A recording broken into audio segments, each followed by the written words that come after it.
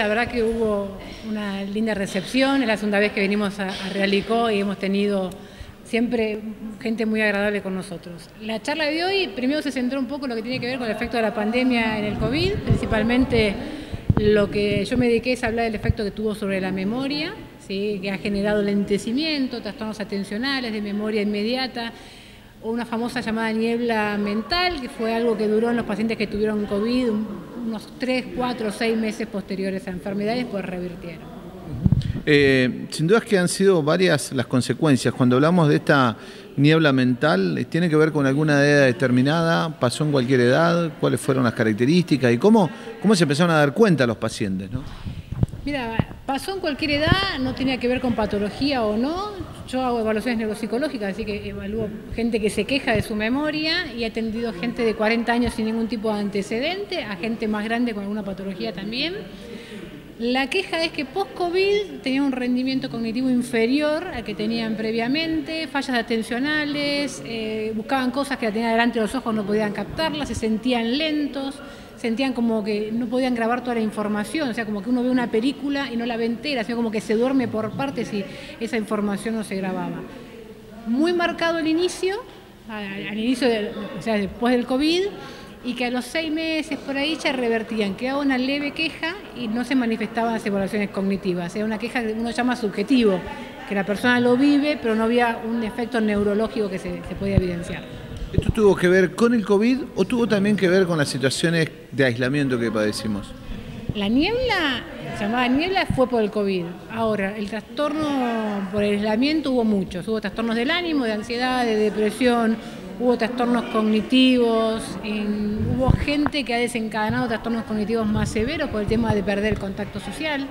Sí, la persona, a ver, somos seres sociales, necesitamos del otro para desarrollarnos, para convivir, para aprender. Y ese aislamiento muchos ha generado estados de depresión que generaron trastornos cognitivos.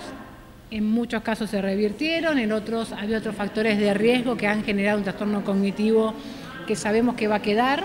Después hay que ver si eso avanza o no avanza. Depende de muchos factores. Hay otra cuestión también que apareció, que es el miedo. Quizás por así, yo no digo que no hay que tener respeto, porque todos en cierta manera nos cuidamos, en mayor o menor durante el COVID. Pero hubo gente que realmente tuvo pánico y que lo vemos incluso hasta el día de hoy, donde ya se ha flexibilizado mucho la situación. Y lo que pasa que, vamos a decir, se vendió la enfermedad de COVID como algo terminal, donde no tenías que tener ningún contacto humano con nadie, si los abuelos veían a los nietos los iban a terminar contagiando y matando, que si salías a la calle y respirabas sin barbijo te ibas a infectar, y de entrada todo te conducía a la muerte. Y es muy complejo sacarle a alguien la idea de que eso no va a pasar. ¿Sí? Entonces hay gente que se dio cuenta que a medida que iba pasando el tiempo las cosas no eran tan así. Es más, uno salía a comprar algo, ir a lavarse las manos, sacarse la ropa, limpiar todo lo que compraba. Hoy en día uno va a hacer las compras al supermercado y ya no hace todo ese ritual. Sí se lava las manos, sí mantiene el barbijo cuando sale, pero el resto ya se flexibilizó bastante. Y eso es darse cuenta de que las cosas no eran tan graves. Sí hay que cuidarse, sí hay que evitar estar en contacto con gente cuando uno no es su grupo de convivientes, con la gente que uno no se relaciona generalmente. La mayoría por suerte estaba vacunado, pero sí tener la distancia, usar el barbijo, seguir evitando compartir mates, compartiendo botellas, hay que mantener esos cuidados. Ya de a poquito estamos volviendo a la normalidad. La mayoría, el grueso de la gente, ¿ha podido volver a sociabilizarse, volver a realizar una vida normal? ¿O hay un sector todavía que le cuesta?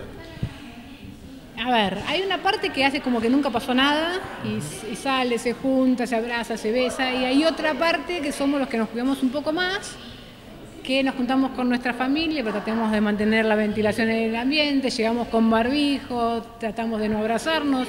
Yo, por ejemplo, visito a mis papás que son personas mayores, cuando me acerco, sí los abrazo, pero con mi barbijo puesto, ¿sí? Evitando el contacto, me junto con amigos, pero en lugares abiertos, no todos juntos.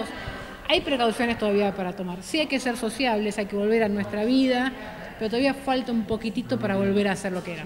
Siempre es interesante venir a Realicó, a este grupo que la verdad que siempre nos brinda muchísimo afecto.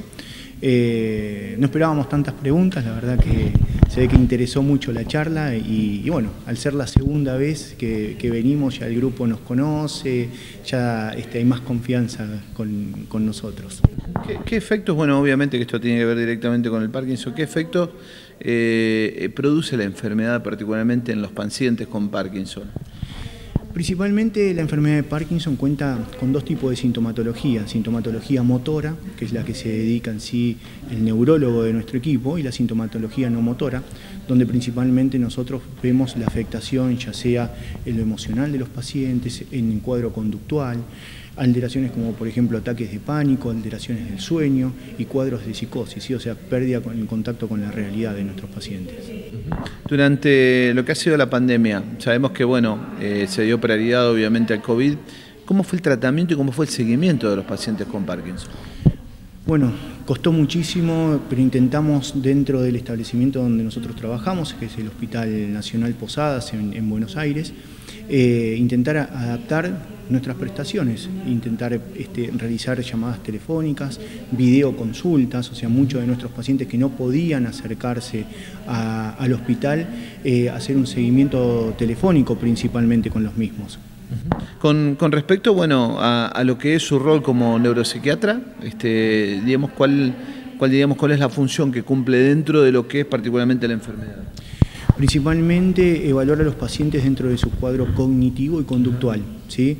Pero hay que remarcar que la enfermedad de Parkinson es una enfermedad que se trata en forma de equipo, ¿sí? Interdisciplinariamente. O sea, mi rol es importante si tengo el apoyo de mis compañeros. O sea, son varias las aristas que hay que atender. Digamos. Claro, por supuesto que sí, por supuesto que sí. O sea, es importante poder trabajar como neuropsiquiatra, pero acompañado de la labor del neurólogo, del neuropsicólogo, de las psicólogas y de los neurocirujanos del equipo. Sí, eso es interesante porque gratifica también, porque prestan atención y hay mucha inquietud y bueno, y uno puede por ahí colaborar con la inquietud de las personas.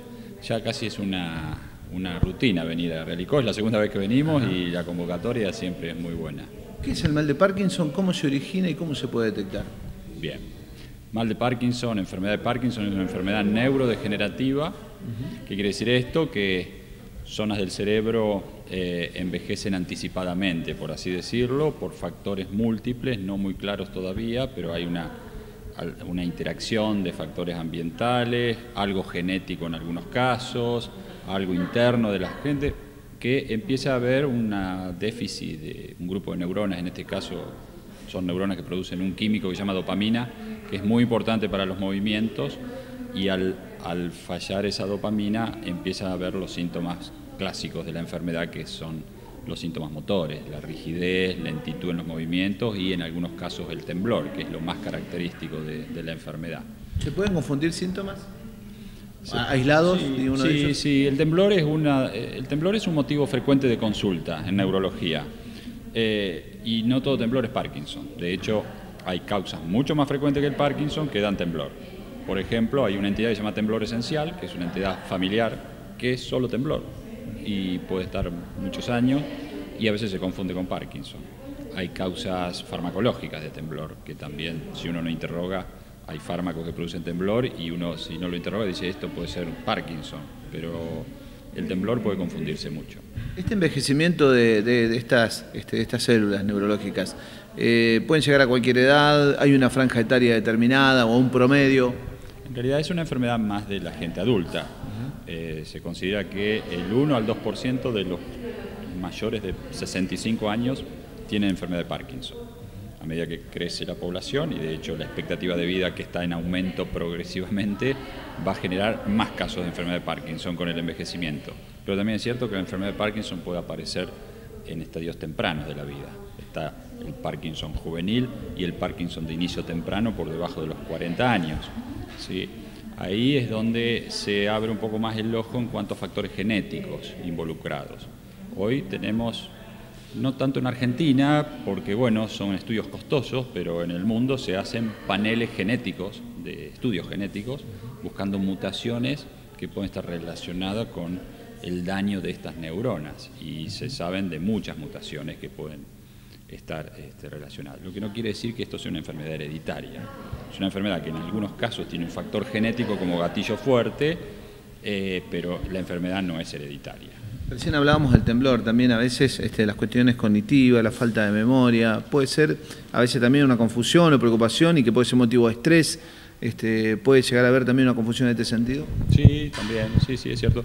En realidad los pacientes con Parkinson pueden tener estos síntomas no motores, pero lo solemos ver más en estadios más avanzados, cuando ya la enfermedad está más consolidada, digamos, en su diagnóstico, en su presentación. De hecho, es como un signo de alarma, nosotros llamamos banderas rojas, cuando una persona debuta su enfermedad con problemas cognitivos o con un cuadro psiquiátrico florido.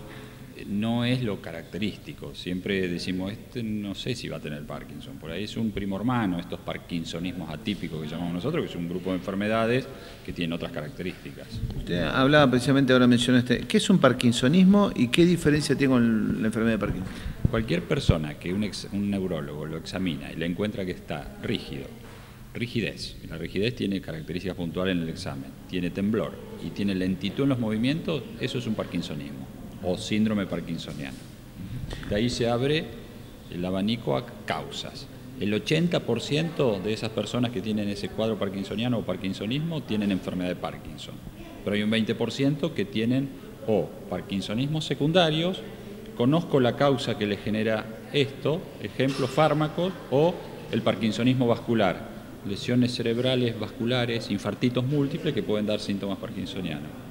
O hay un grupito que llaman parkinsonismos atípicos, que son también neurodegenerativas con la enfermedad de Parkinson, pero que tienen características y evolución totalmente distintas. Por suerte son las menos frecuentes.